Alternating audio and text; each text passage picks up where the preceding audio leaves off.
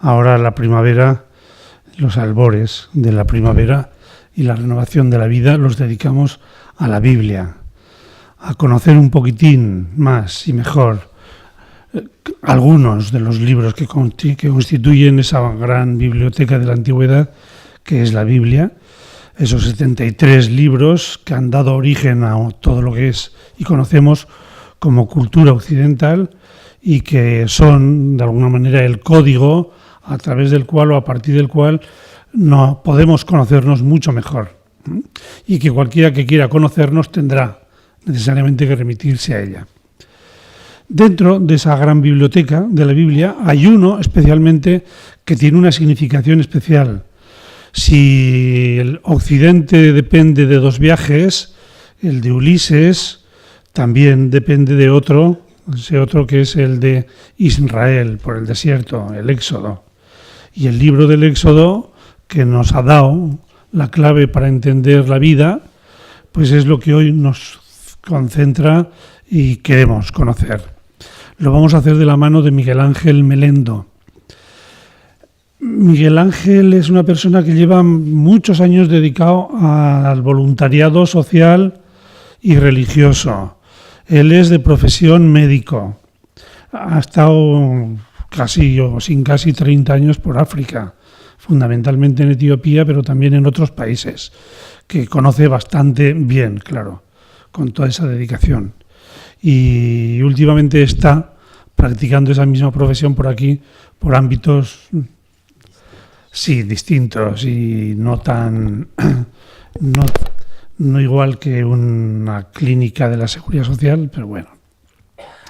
Él es también experto en Biblia y por eso vamos a iniciarlo de la mano de alguien que es experto. Este ciclo lo pensamos desde el principio no dado y dirigido por especialistas, sino simplemente por personas que con inquietud han querido acercarse en nombre de todos nosotros a un libro.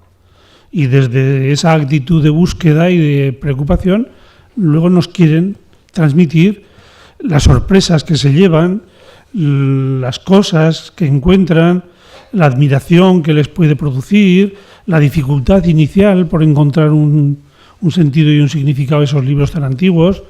Y hasta ahora esta metodología de hacerlo con no expertos, pues nos ha dado efectivamente sentido y nos ha iniciado y nos ha contagiado de esa ilusión. Pues es lo que también pretendemos este año. No expertos técnicamente, con la excepción de hoy, van a hacer este ciclo y vamos a ver cómo nos esponjamos precisamente de esa búsqueda que la hacen con muchísima ilusión, con muchísima, eso lo garantizo, y que desde ahí intentan contagiarnos de todo lo que ellos han vivido. Pues hoy iniciamos con Miguel Ángel y le agradecemos.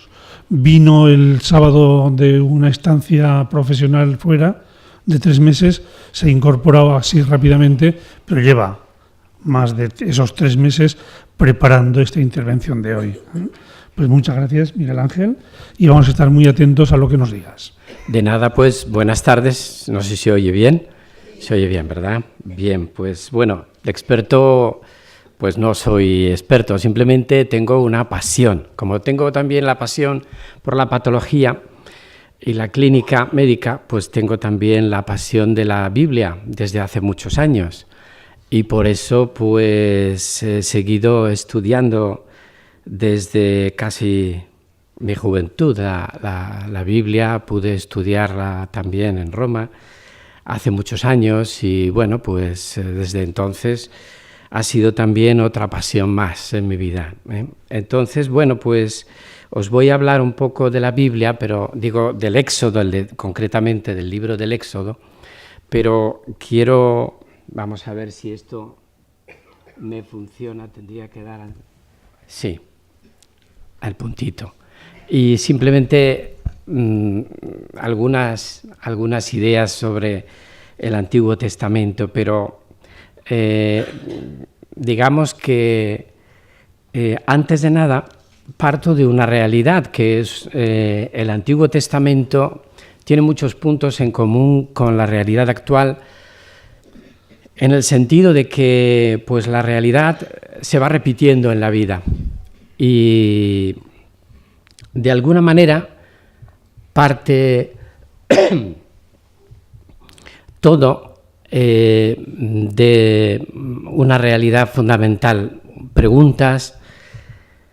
Hay una frase en el Antiguo Testamento que se copia en el Nuevo Testamento, que la repite San Mateo, que dice así: el pueblo que caminaba en tinieblas vio una gran luz. ¿De qué tinieblas se habla? Pues se habla de las tinieblas de la injusticia, de la política, digamos, mal llevada, de la violencia, de la miseria. Y esto pasaba en el Antiguo Testamento, en Egipto, pasaba en tiempos de Jesús. Y San Mateo pues hace un parangón es un poco como algunos de vosotros ya sabéis porque habéis estudiado un poco conmigo y vosotros pues la figura de Moisés y pone en paralelo, ¿verdad? Y entonces pues en Mateo 4, en el capítulo 4, dice: el pueblo que caminaba en tinieblas vio una gran luz, que es lo mismo que dice Isaías en el capítulo 9. ¿Y qué realidad es esa? Pues la realidad del drama humano, de la injusticia que vemos reflejado hoy en día. Hoy en día, pues estos casi 6 millones de parados en España, muchas familias que están sin trabajo.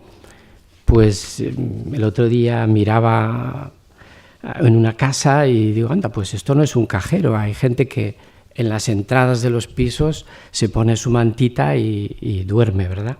Bueno, pues esta realidad, digamos, es la realidad a la que se refiere Isaías cuando habla del pueblo que caminaba en tinieblas. Después, el mismo Éxodo nos habla de un niño, y ese niño, Mateo vuelve a decirnos que también nos ha nacido. Un niño que, como Moisés, tuvo amenazas de muerte y fue salvado providencialmente.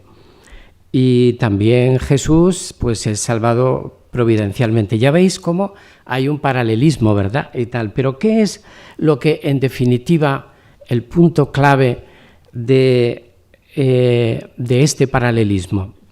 El punto clave es este en el que Moisés quiere conocer a Dios y tiene una experiencia en la zarza, ante una zarza ardiendo. Y bueno, pues allí pregunta, pero bueno, si voy a Egipto, ¿quién eres? ¿Qué le voy a decir a la gente que me ha enviado? ¿Quién me ha enviado? Y le dice la zarza, yo soy el que soy.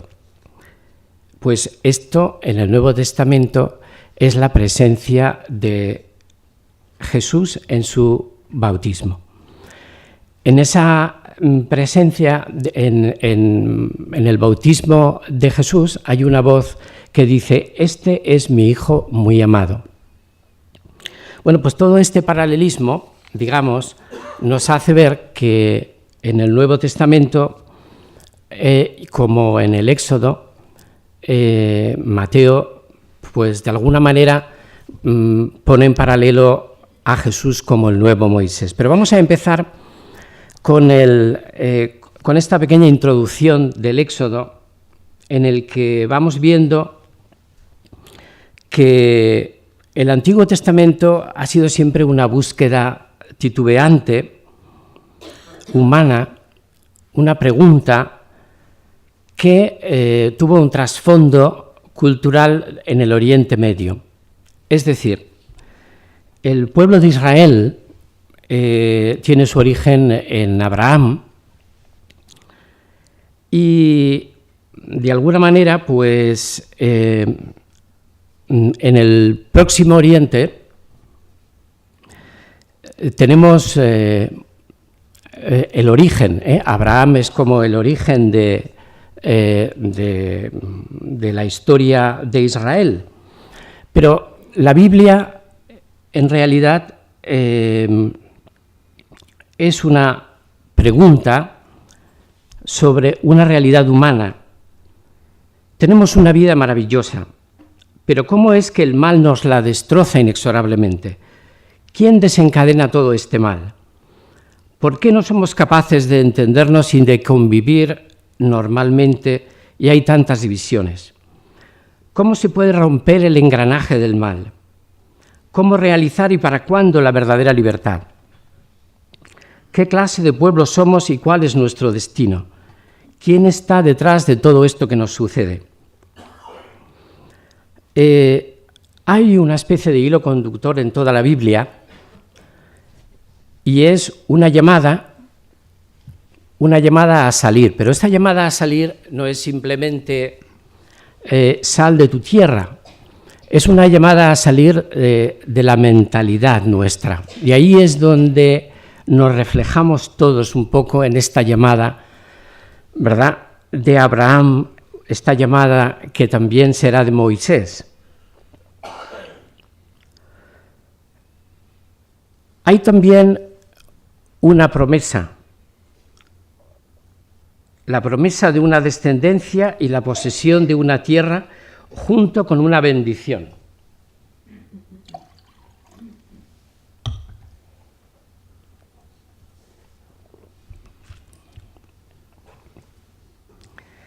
Y al final, esta bendición es: yo estaré contigo.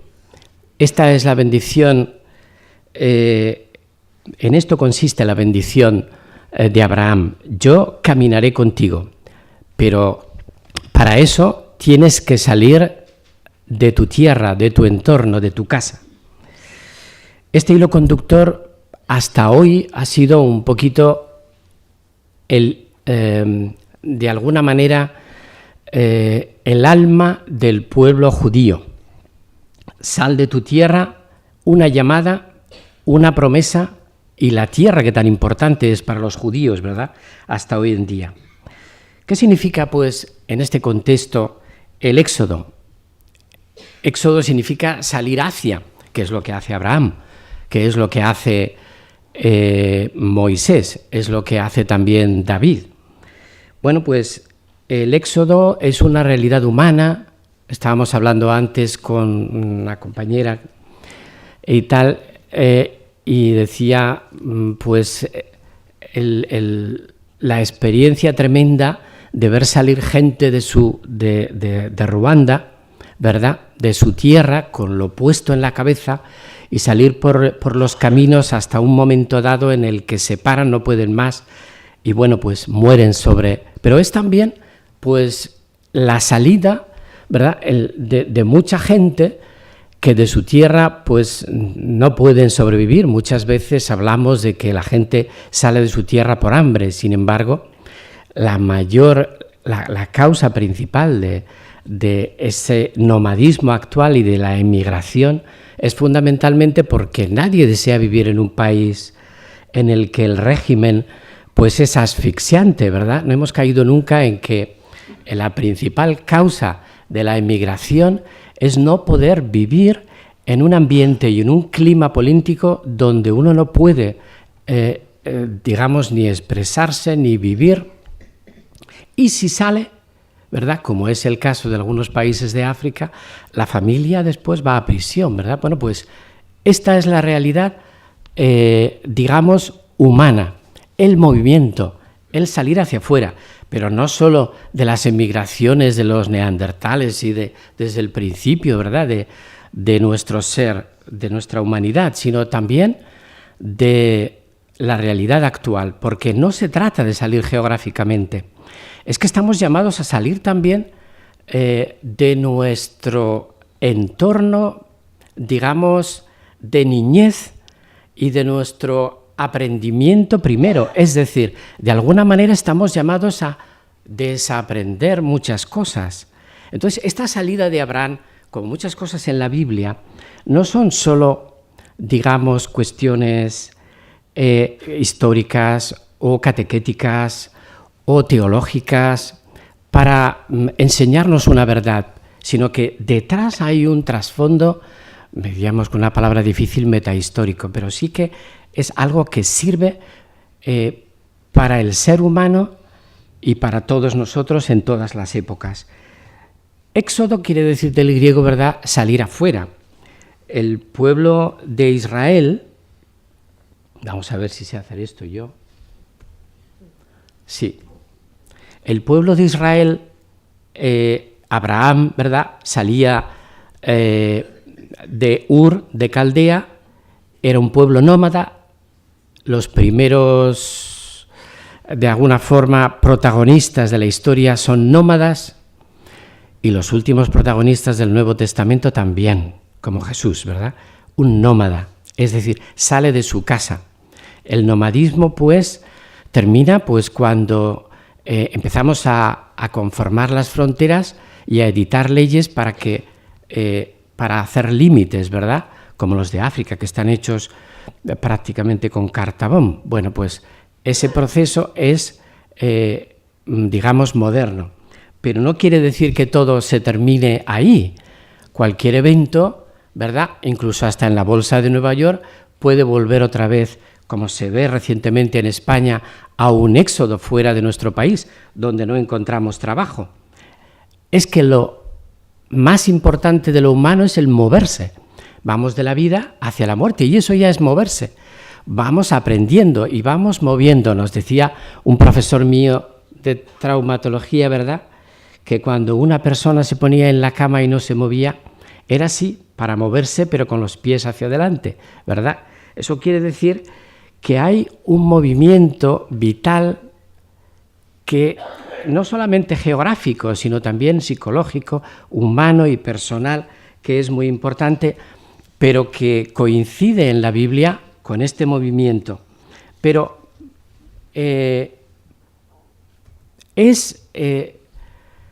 digamos, el Éxodo una historia. Nosotros nos preguntamos mucho, la gente enseguida dice, bueno, pero ¿el Éxodo ocurrió o no ocurrió? ¿Quién escribió el libro del Éxodo? ¿Qué hay de historia en el relato del Éxodo? A nosotros, que nos gusta mucho los documentales y somos exactos en los relatos y nos gusta que la historia sea fotografía, cronología y cosas exactas, naturalmente, no nos entra en la cabeza a lo mejor muchas veces que el pueblo antiguo no tiene los mismos parámetros. La historia de la Biblia se hizo o se escribió en 1000 años. El centro de esos 1000 años fue los años, hacia los años 500, 550, 580, durante el destierro de Babilonia. ¿Qué ocurre en el destierro de Babilonia? Pues que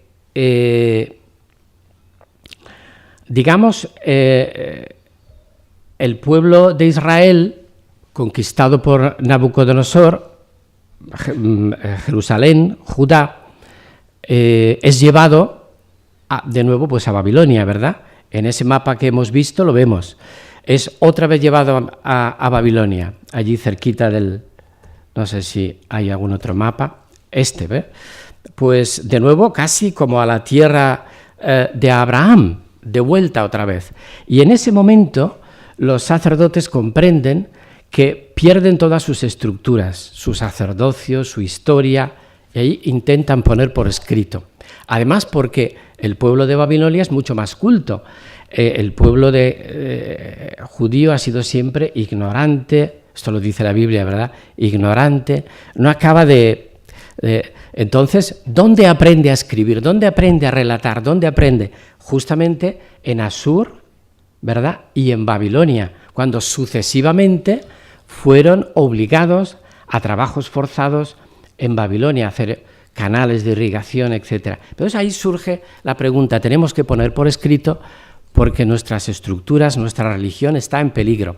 Hacia el año 500, pero las primeras tradiciones, pues surgen muchísimo antes, 600, 700, 800, antes de Cristo, ¿verdad? Pero, ¿qué ocurre? Hasta que Babilonia no es conquistada por el rey de Persia, Ciro, que vuelve otra vez a decir, de nuevo podéis iros a vuestra tierra, y manda de vuelta a los judíos a Israel, se vuelve otra vez de alguna manera a reconstruir el templo, y es entonces cuando se va madurando y fragmento a fragmento, poco a poco, se escribe, se reescribe y se compila en las diversas, digamos, historias referentes al Éxodo, al Génesis, pero, como os decía antes, estas historias responden a estas preguntas de un hombre que siempre se ha preguntado desde el comienzo de los tiempos: ¿qué hay detrás de nuestras divisiones? ¿Por qué hablamos distintas lenguas? Y si hablamos la misma lengua, no nos entendemos. ¿Por qué existe este enconamiento entre unos y otros? ¿Qué significa libertad? ¿Por qué? Ahí el libro del Éxodo da una respuesta, pero hay documentos que de alguna manera en la historia egipcia nos hablen del Éxodo. Tajantemente, no, ninguno. ¿Hay alguna tablilla, alguna cosa que se haya descubierto? Ninguna. Solamente hay un resquicio del hijo de Ramsés, o el sucesor de Ramsés II, Merneptah. Hay una tablilla que dice, el único documento que hace referencia a los hebreos, a los Hapiru, ¿verdad? Dice, yo vencí a los hebreos, puntos suspensivos, nada más. Pero es que los escritores del Antiguo Testamento, especialmente del libro del Éxodo, que ya os digo, hace una unidad con el libro de los Números, con el libro de Levítico y el Deuteronomio, es todo un libro, con 4 capítulos, ¿verdad? Uno sobre historia, otro sobre leyes, otro, el libro de los Números es la continuación del libro del Éxodo, y el Deuteronomio, que hace como teología un poco de los otros 3. Entonces, ¿hay algo de historia? Lo que hay es un entorno, es decir, los hombres que escribieron hacia el año 500 o 600 antes de Cristo supieron de Ramsés II, de Merneptah, del tiempo de Moisés. Pero hubo alguna realidad de la salida de los judíos y de los hebreos de Egipto, sí. Del pueblo semita, sí. ¿Cómo ocurrió? Pues sabemos alguna cosa, pero ¿cómo ocurrió exactamente? No. Lo que escribe, pues, los autores del libro del Éxodo lo hacen para hacernos una especie de catequesis a su pueblo, el recuerdo de quién es Dios, de qué es, digamos, cómo se forma el pueblo de Israel, digamos, la identidad de este Dios oscura, y además la diferencia entre el Dios de Israel y todos los demás dioses. ¿Cómo se forma esa idea? ¿Qué hay detrás de la experiencia de Moisés? La servidumbre es una de las cosas ciertas, que hubo esclavitud. Es decir, hacia el año 1800 a.C., un pueblo poco conocido que se llamaban los Hicsos, conquistaron el norte de Egipto. Por lo tanto, los faraones tuvieron que retroceder hacia el sur. Eso es historia. Eso es historia, es decir, eso está documentado. Y los Hicsos eran semitas, eran pueblos semitas de Siria. Lo hemos visto un poquito antes, vamos a ver, sí, ahí donde pone Alepo, Padam, pero no tenemos mucha idea de la historia de los Hicsos y tal.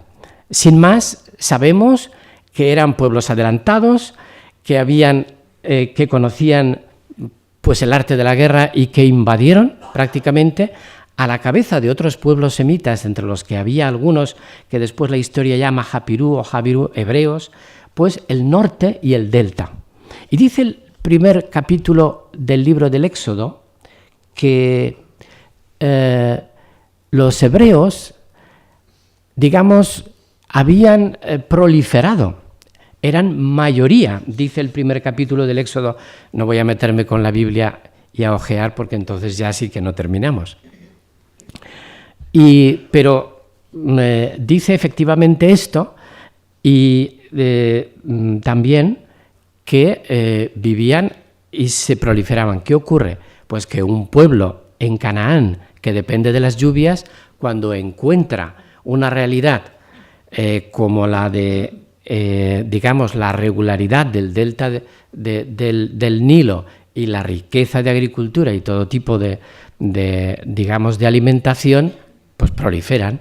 Eso es normal y eso es historia, que es también el hecho de que hacia el año 1400, 1500, Moses pues vuelve otra vez a vencer a los hicsos y los expulsa.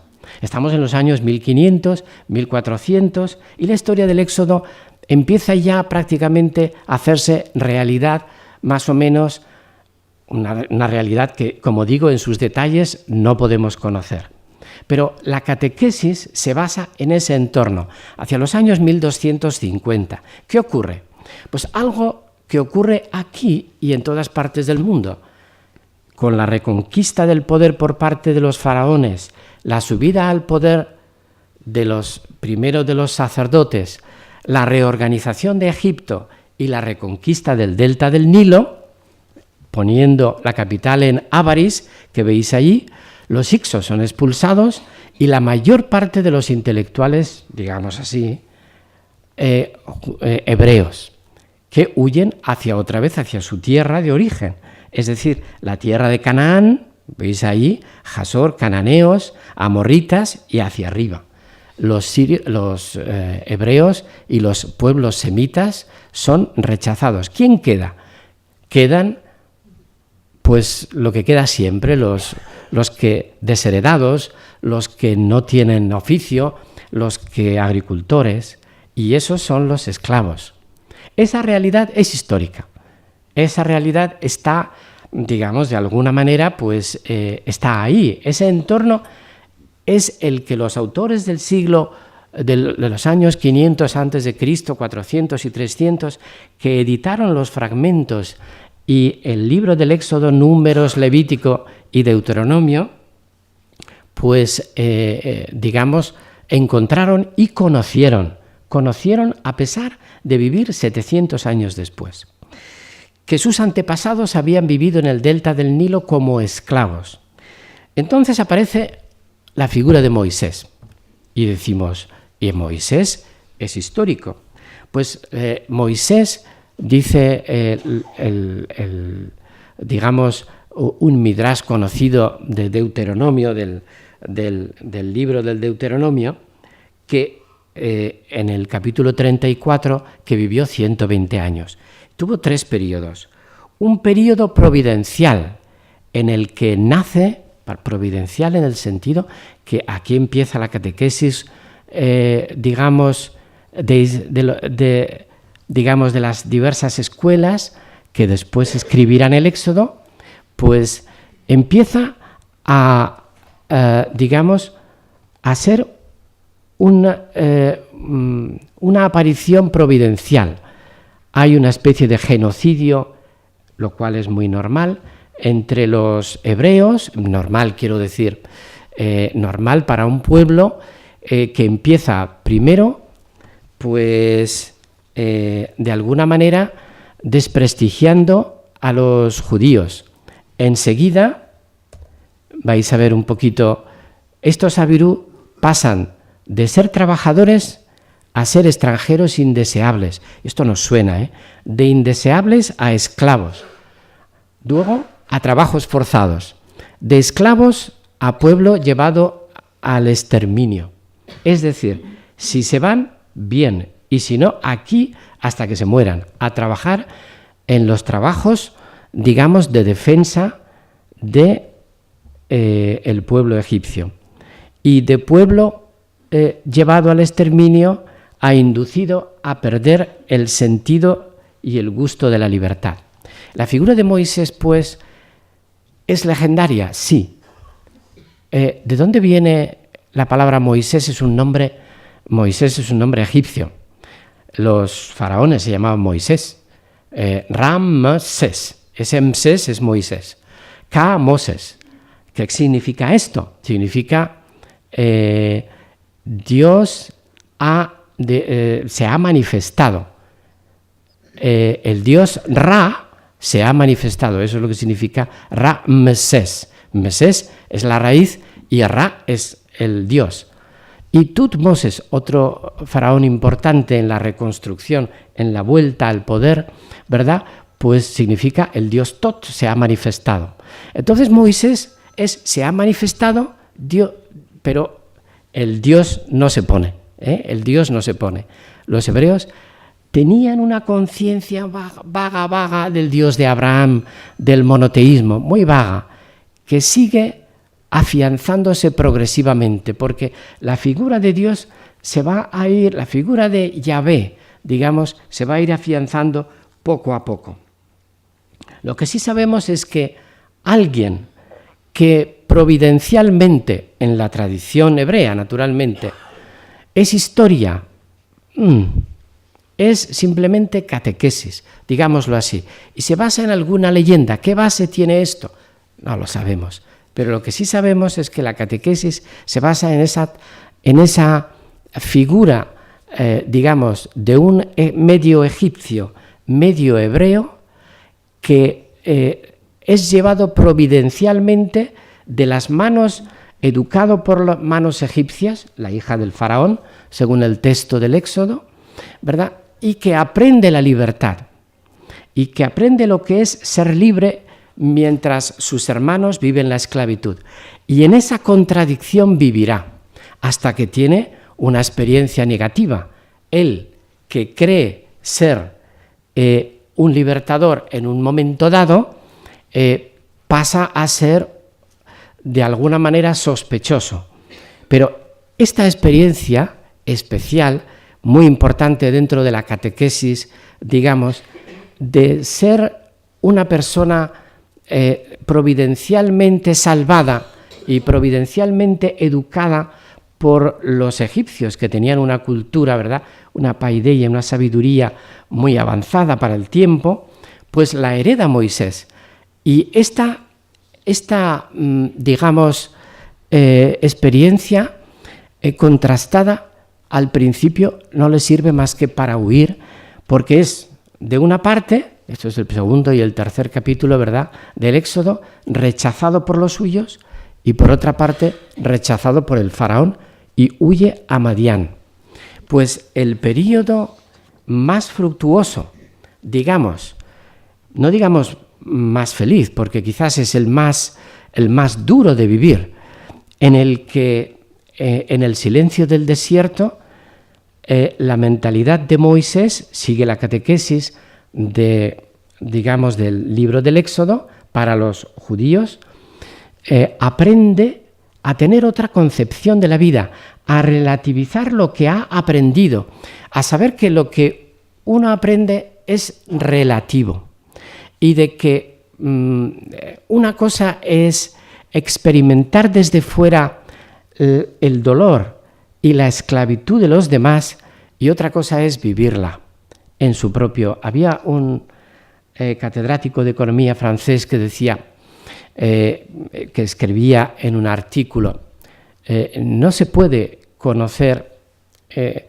digamos, relativo al Banco Mundial, que fue creado para cooperar y para servir de ayuda a los países pobres.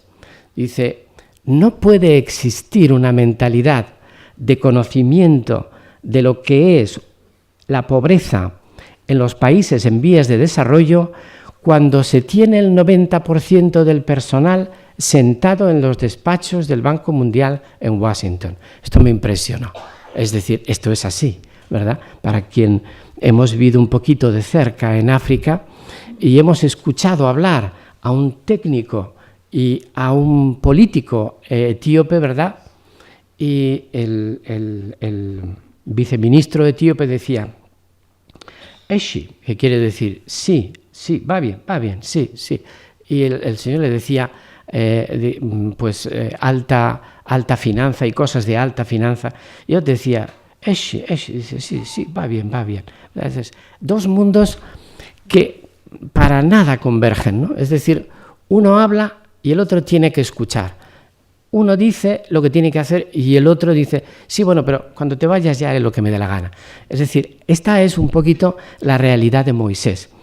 Creía que podía liberar, mira, mata y se encuentra con que es extranjero en tierra extranjera, tiene que huir. Partiendo de esa realidad, Moisés aprende en el desierto lo que es el dolor. Ahí empieza su formación B, pero la más importante, donde uno tiene que escuchar por narices, porque vive donde no hay nada, donde tiene que sobrevivir, ¿verdad? Bueno, pues ahí es donde encuentra el eco de la voz de alguien que le dice Moisés, Moisés. Alguien le dice Moisés, Moisés a un pastor que lleva sus ovejas. De hombre intelectual de la corte se convierte en pastor.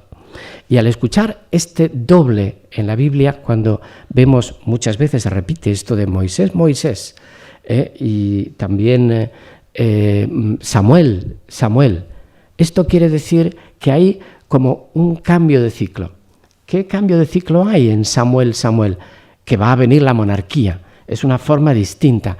¿Qué cambio de ciclo hay en Moisés? Que el pueblo se va a convertir en alguien que cree en la libertad, de ser un pueblo esclavo a ser alguien que cree en la libertad.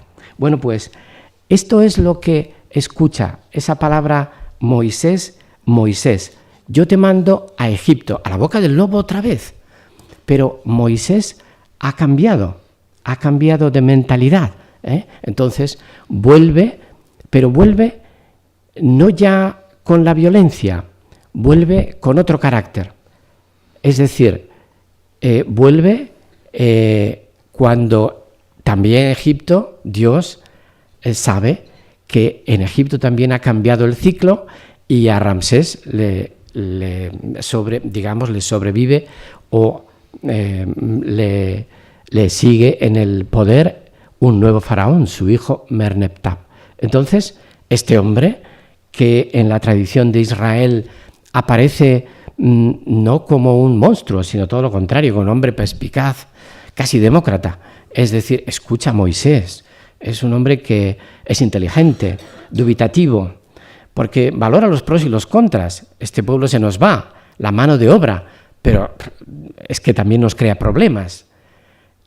¿Qué es lo que ha cambiado en Moisés? Cambia en Moisés el hecho de que cree en la palabra, cree en la paciencia, cree en que sobre todo esa promesa que se le hizo, yo estaré contigo. Esa es la misma bendición que se le hizo a Abraham, ¿verdad? Yo estaré contigo.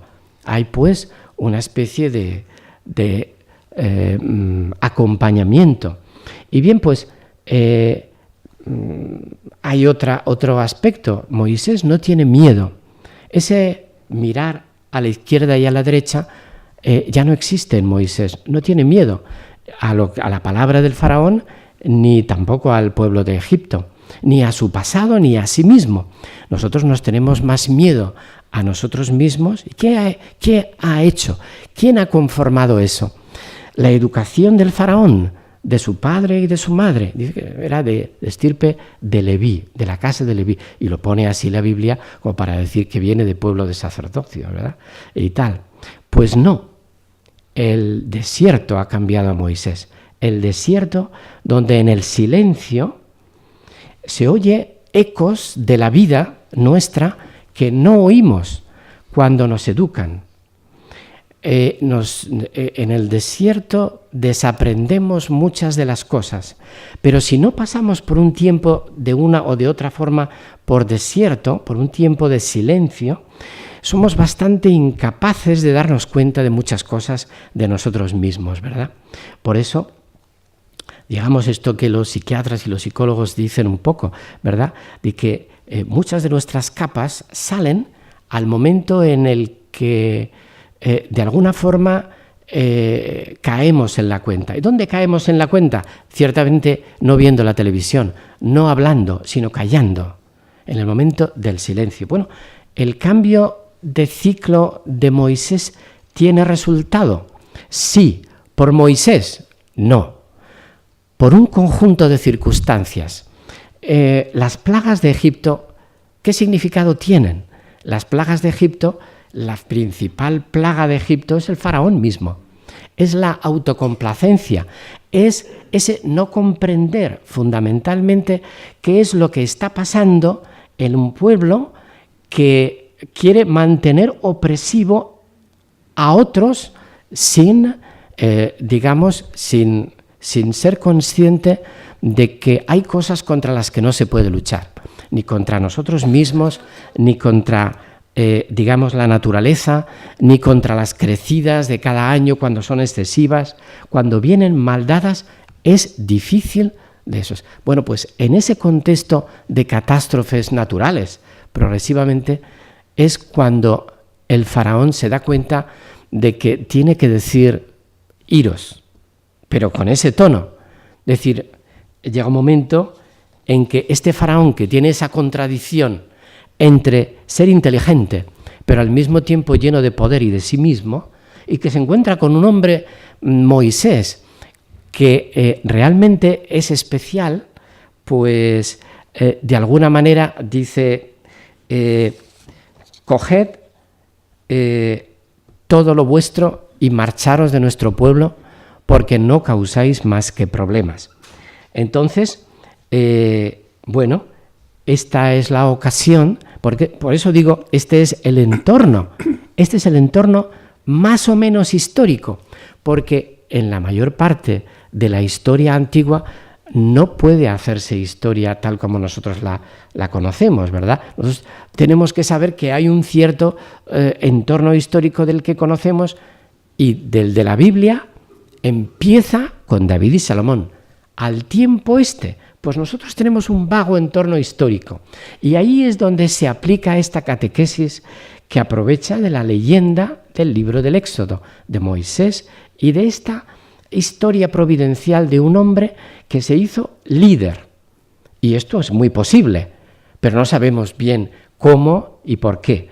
Que hubo un primer éxodo con los hicsos y que algunos del pueblo de Israel salieron, cierto. Muchos semitas huyeron en ese momento en el que los faraones reprendían volvían a coger el poder y otra vez instalarse en el norte del delta. Pero que el pueblo de Israel después tuvo una especie de segunda huida con un cierto líder al que llamamos pues Moisés, que es como la encarnación de que Dios se manifiesta de esta forma. Todo lo demás a los autores del libro del Éxodo es que no les interesa, porque no tienen, repito una vez más, el mismo concepto de historia que nosotros. Pero entonces, la Pascua y ese paso, ¿qué es? Son ritos ancestrales de los pueblos semitas que hacían, unos ritos, mataban un cordero, pintaban con la sangre de ese cordero los dinteles para augurar que el ganado en la transhumancia tuviera un buen viaje. Eso es lo que está detrás.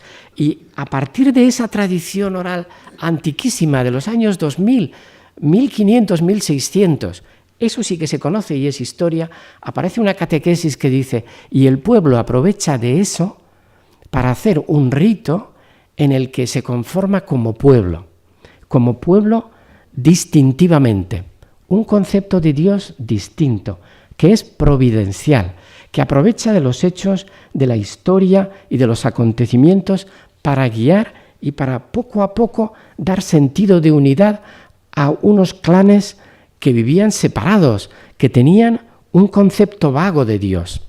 Y poco a poco, este liderazgo, estas circunstancias van conformando el momento crucial, el paso. ¿Qué hay del paso del Mar Rojo?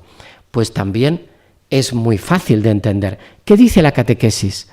Que cuando un pueblo aprovecha la ocasión, esa comida rápida, ese ir ligeros de equipaje, ese ir rápidamente y ese pasar de noche, muy importante la palabra noche en la teología, ¿verdad? De noche, es decir, cuando los carros no están, digamos, de guerra de Egipto, no están operativos, en un terreno en el que solo se puede pasar andando, el del Mar Rojo, ¿verdad?, en el que hay arena y agua, pues es mucho más fácil, dependiendo del viento. Dice, hubo un viento del este. Bueno, pues eso lo aprovecha el autor del libro, los autores y las escuelas del libro del Éxodo, para decir que el pueblo huyó y se salvó.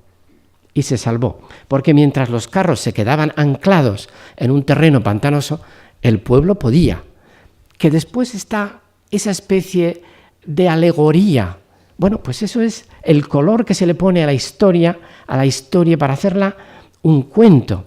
Pero lo mismo que no podemos hacer del cuento de Blancanieves, ¿verdad? Y decir, bueno, y la madre de Blancanieves, ¿dónde vivió y cómo vivió, verdad? Porque no se trata de eso, y hay otra historia detrás de esto que ahora es utilizada mucho por los psicólogos, los cuentos, ¿verdad?, para decir, no, si detrás de esto hay mucho más.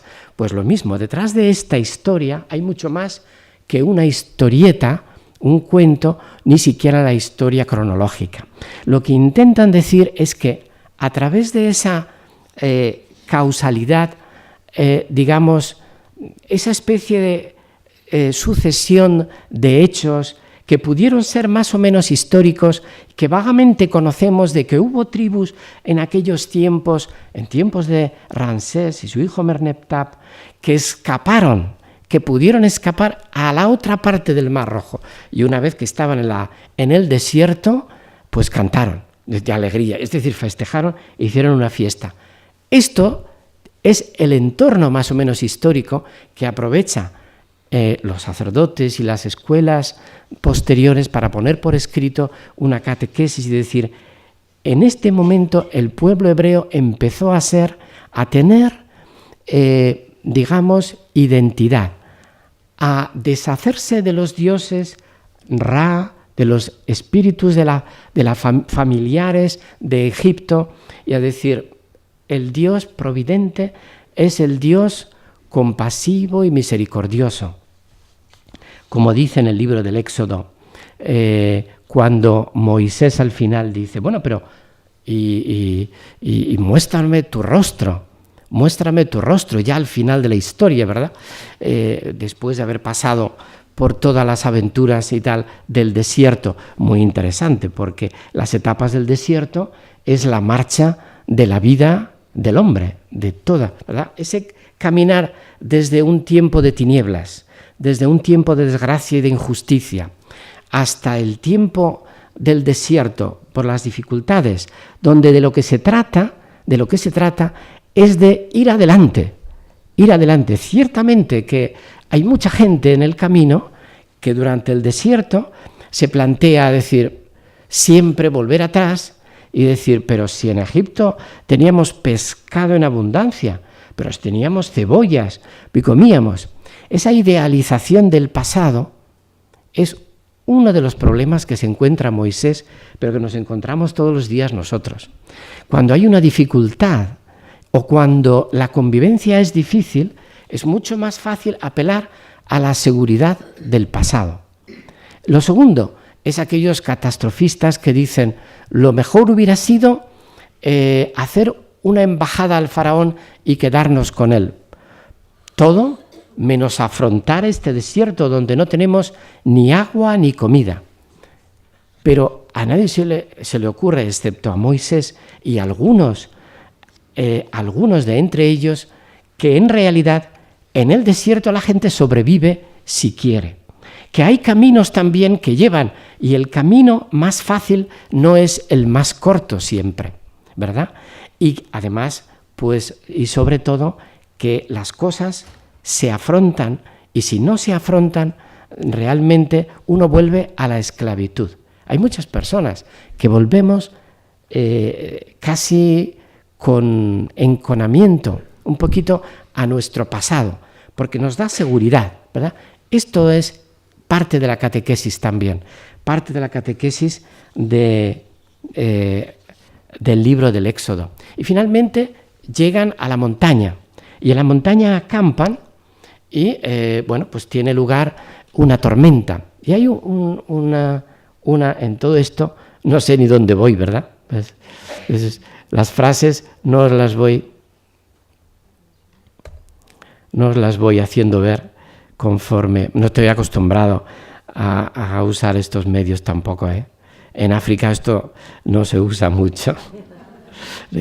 Bueno, pues esto es lo que os andaba explicando un poquito. La fiesta de la Pascua, el Cordero, el pan ácimo y la acción de gracias. El pueblo preparado para salir y la salida de Egipto. Y lo que os decía del faraón, levantaos y salid de mi pueblo. Una marcha precipitada en la noche, un amasijo de gente muy diversa, Israel que se dirige hacia el desierto y acampa frente al mar. Bueno, este es el mapa un poquito y las diversas hipótesis de las emigraciones, que la salida del Éxodo. Pero la más fácil, que sería la del mar Mediterráneo, ¿verdad?, siguiendo la costa, era la boca del lobo, es decir, las fortificaciones que Ramsés hacía construir a los hebreos para defenderse de los pueblos del norte, que los pueblos del norte en este momento de Ramsés eran los hititas, ya no los habían desaparecido de en medio los hicsos, y también los pueblos del mar, los griegos. Por lo tanto, pues no iban a las fortificaciones que estaban cerca del mar Mediterráneo. Y, naturalmente, el camino más largo, que los cristianos llamaban Jebel Musa, y los árabes del lugar, ¿verdad? Pero nunca los judíos. ¿Cuál es la montaña? No se identifica, es que no les interesa. Los judíos es la montaña. La montaña del Decálogo, la montaña en la que acampa Israel, es simplemente eso, el Sinaí, el Horeb. Las distintas tradiciones les dan distintos nombres. El acuerdo no lo hay. Hay, digamos, una conformación al final en el que todos los escritos se compilan y se establece un libro, el libro del Éxodo, Números, Levítico y Deuteronomio. En la noche del terror, que es la noche en la que el pueblo se ve ante el mar y se ve los carros detrás, digamos que es interesante ver ante el miedo que produce esa situación, que es una situación arquetípica, paradigmática, que nos pasa a nosotros cuando estamos ante un pánico. Yo me acuerdo que cuando fui operado de joven tuve una especie de sueño, entonces se daba éter, se anestesiaba con éter. Y bueno, pues yo tuve un sueño muy parecido a lo que podría ser esto, ¿verdad? Es decir, que me desperté pensando que por una parte estaba el mar, por otro la selva y por otro había unos animales, un desierto de animales. Bueno, es atrapado, ¿no? Es sentirse atrapado como el pueblo de Israel. Pero ante eso, las reacciones. La primera es proyectar la culpa en otro. Tú eres responsable. Esa es una de las cosas. Me pasa algo, vamos a buscar responsables. Moisés, Aarón. La otra, la de los héroes. ¿Tenemos armas? Pues vamos a luchar. ¿Contra quién? Un ejército ordenado y además con armas y como Egipto, una locura. Y los derrotistas, vamos a morir como ratas, entreguémonos, mandemos una embajada. Bueno, pues el pueblo sigue la orden de Moisés, que a su vez le dice a Dios, ¿y qué he de hacer? Este pueblo me mata. Y dice, seguir adelante. Ir adelante, esta palabra es interesante. Ir adelante, camina ante las dificultades, camina. Cuando vuelve otra vez a tener dificultades en el desierto, dice, es que no hay agua, que no tenemos carne, ¿y qué comemos? Dice, pues piensa, pregunta a los que de la tribu de aquí, tú has estado en Madián, tú has estado en el desierto de Sin, ¿cómo comíais vosotros? ¿Qué hacíais? Esta es la respuesta de Dios y de Moisés. Pero, naturalmente, lo mismo, volver al pasado, proyectar la responsabilidad, creer que lo difícil siempre es un error. y es algo negativo. Y después obsesionarse, no soy capaz. Es decir, esto es lo que ocurre siempre ante las dificultades. Y esta es la catequesis al pueblo de Israel.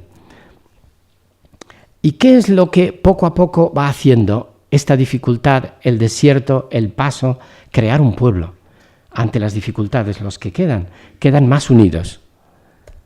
Lo celebran, y el celebrar crea sentido de pueblo. Es pues un pueblo que llega a la montaña, porque para eso habían salido. El objetivo era llegar a la montaña y celebrar a su Dios y hacer un sacrificio a Dios. Bueno, pues la tormenta es el signo de que Dios nos supera. Una liberación nos supera. Los acontecimientos muchas veces nos superan. Pero, ¿y el decálogo? El decálogo responde a la pregunta, ¿somos un pueblo? Entonces, ¿ahora qué hacemos? ¿Cómo nos organizamos? El pueblo se organiza con dos tablas, con dos aspectos. Uno, la búsqueda de Dios, y otro, el respeto a los demás.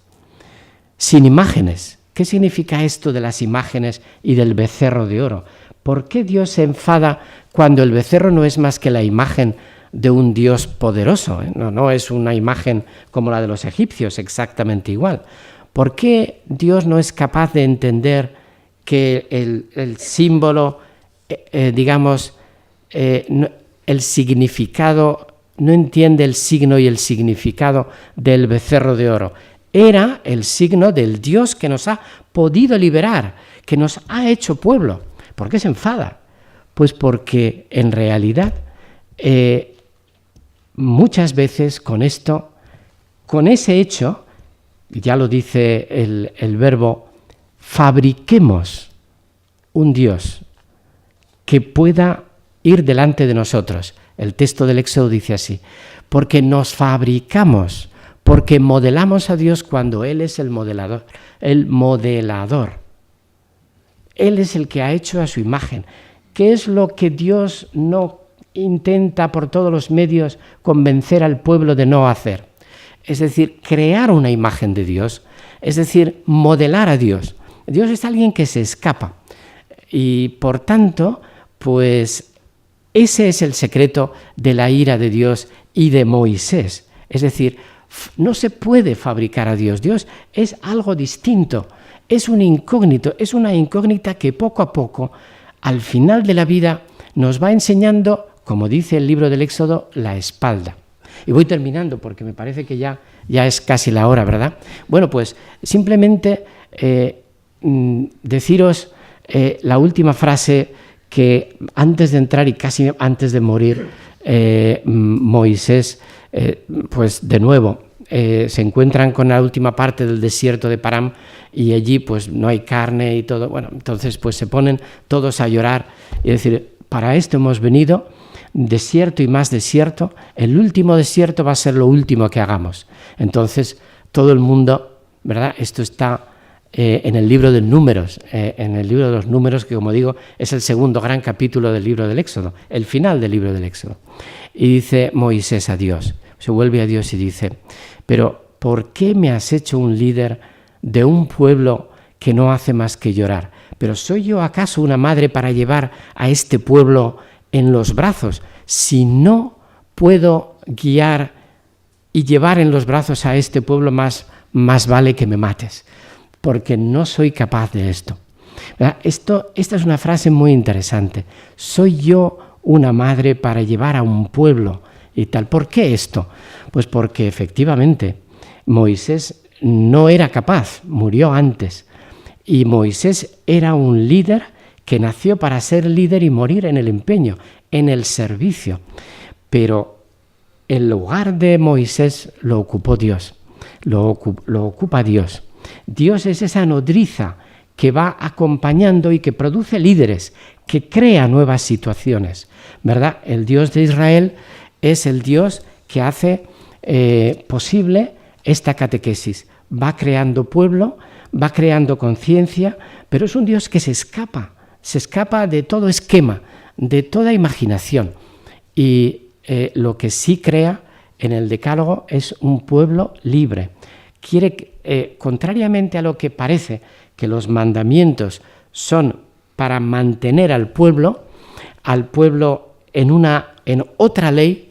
En realidad, el Decálogo lo que indica es que Dios no quiere que nadie en Israel dependa de un determinado Dios, de una determinada imagen, ni de las demás personas. Por eso, el Decálogo es el signo de que el pueblo que ha sido creado libre no puede crearse unos a otros nuevas esclavitudes. Bueno, pues nada más.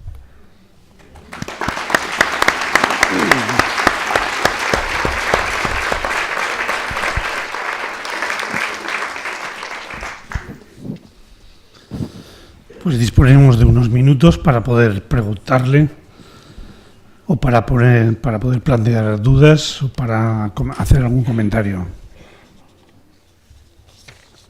Pocos minutos y mucha charla, ¿eh?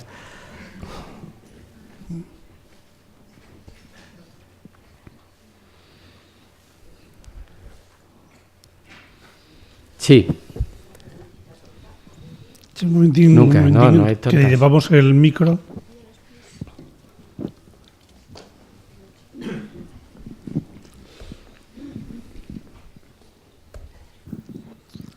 A ver, al principio es que me he quedado con una curiosidad un poco profunda y así usted me lo aclara y eso. Ha nombrado a Moisés, como es natural, porque fue un caudillo estupendo, pero lo ha nombrado usted comparándolo un poquito con Ulises. Yo tenía la idea que Ulises era un ser de la mitología. Sí. Sí, vale, pues eso es Bueno, lo que... ha sido aquí el amigo, pero pero bueno, no lo he comparado con Ulises, porque Ulises es de la literatura, es una leyenda de un personaje, Exacto, es un arquetipo romano, de la literatura latina, sí. Mientras que esto es de la literatura, otra leyenda, pero de la literatura hebrea.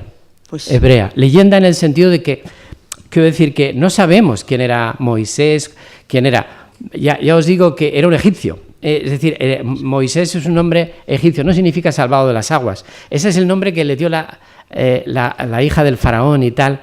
Dice, lo he sacado de las aguas. Y entonces, después la literatura egipcia, que no el Antiguo Testamento ni la Biblia, pues los comentarios hebreos pues le pusieron ese como si hubiera sido su nombre. En realidad significa lo que os he dicho antes, es Dios se hace visible, ¿no? Dios, eso. sí. Pues me parece estupendo el nombre que le pusieron a Moisés, por lo menos lo hemos transmitido con una Era un nombre con una grandeza muy buena. En aquel tiempo era el nombre corriente, Mses.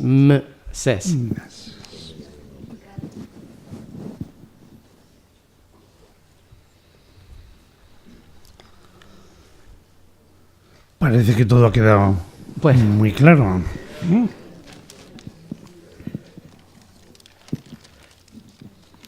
Hay entonces una palabra que Miguel Ángel nos ha repetido de un modo insistente, muy insistente, que el libro del Éxodo es sobre todo una catequesis, que ha aprovechado elementos históricos, ¿no? Y que igual que nosotros a los niños tratamos de transmitirles unas convicciones que creemos muy importantes para que en la vida tengan referencias de orientación y de identidad, ¿no? Y que les abran a la esperanza, pues parece que ser también que los redactores de estos libros tuvieron precisamente esa obsesión, elaborar una catequesis, que es lo que hace todo autor de literatura, por otra parte. Elaborar también unas convicciones que nos transmiten generalmente positivas y esperanzadoras. Hoy, por desgracia, la mayor parte de la literatura es desesperanzadora, ¿no?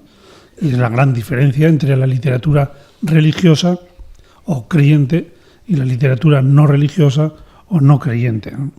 Pero esa palabra que tú has repetido insistentemente es catequesis, con elementos reales de historia geográfica, económica, política, racial, de todo tipo, y que en un proceso muy largo, también nos has dicho, una serie de gentes reflexionando mucho a partir de las grandes cosas que les ocurrieron, más desgracias que otra cosa, pues supieron reflexionar y sacar de ahí precisamente esa capacidad de elaborar una catequesis tan preciosa y tan profunda sobre la vida como es esto.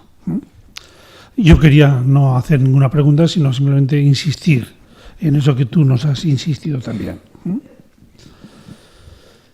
Y si no hay nada más, pues te agradecemos mucho, Miguel Ángel, esta transmisión de tu reflexión, que nos la has hecho tan bonita, y esperamos que la próxima semana también disfrutaremos con otro nuevo libro de la Biblia, que me parece que es el libro de Judith.